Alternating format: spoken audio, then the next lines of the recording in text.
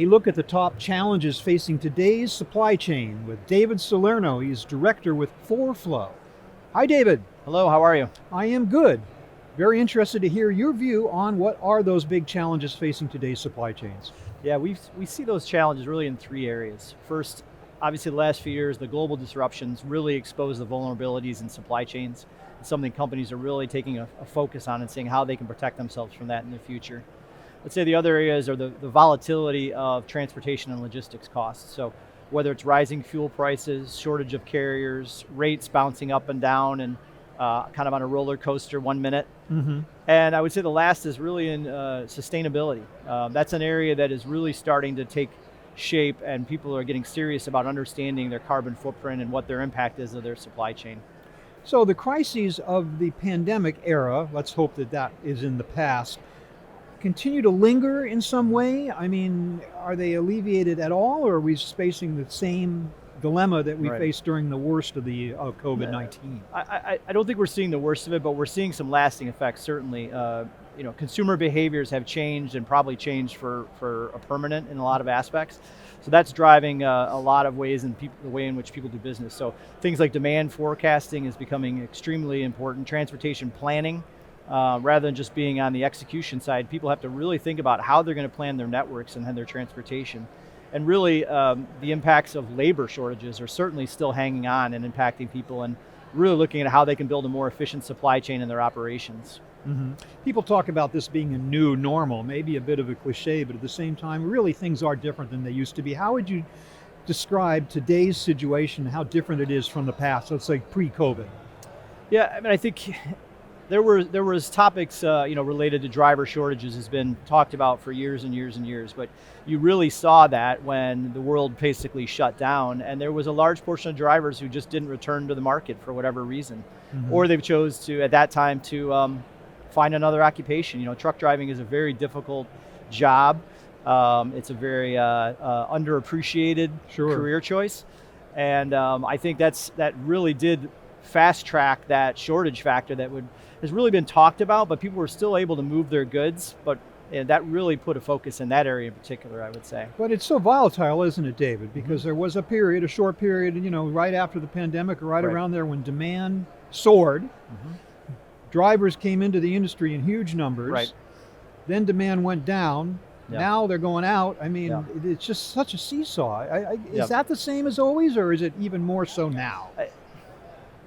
I would say it's more so now. That would be my opinion. And I think it really has highlighted the need for the importance of looking at your network and your supply chain in a different way.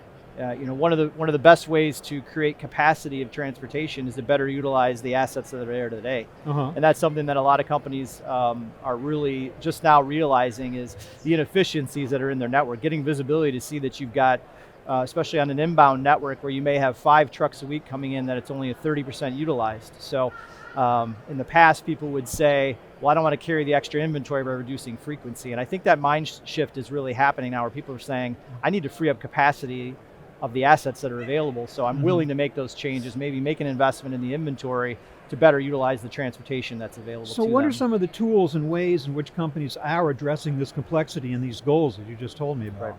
Yeah, it's looking at optimization across several time horizons. So very strategic, which is looking at where should my distribution centers be? Is my network set up for today's new normal, as you mentioned, right? Or am I living with a distribution network that was optimal 5 years ago or even 3 years ago? So that's one element. Then looking really in that midterm is, how can I look at my network and what's going on today, but also looking at what's the forecasted change to see where I have to make changes, more in that tactical side of shifting from modes or shifting frequency of deliveries, down to really looking at what's the loads and the shipments that have to happen today or within the week, and doing optimization even at that level, making those last minute changes to try to optimize as best you can.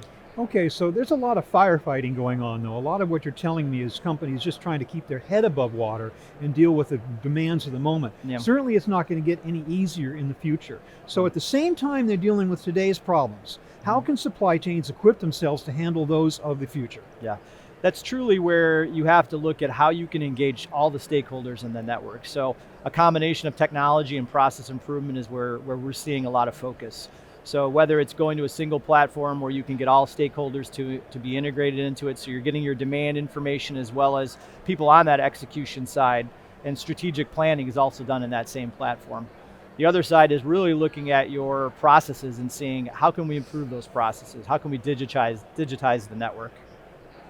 Well, David, thank you very much for that brief but very concise view of what the supply chains are facing today and what they might be facing in the future. I really appreciate that. Just take a moment though and tell me about Fourflow. Sure, absolutely. So we've got consulting, software, and our managed supply chain service business lines, which really well positions us to support all of our clients regardless of where they are in their supply chain maturity development. So whether you're very early in that and just trying to figure out what's happening day to day, as you mentioned, or maybe somebody that's a little more mature and looking more at that strategic element and what's coming in 3 to 5 years in their network. So we're able to work with clients regardless of that maturity level. And really I would say that the most important part is we've got a proven track record of working with clients across the globe and really throughout all industries around the world. David, thank you so much for that, as I say, a review of what's going on in supply chains and a little bit about Fourflow as well. Thank you very much for being with me today. Thank you. I've been speaking with David Salerno of Fourflow. Thank you very much for watching.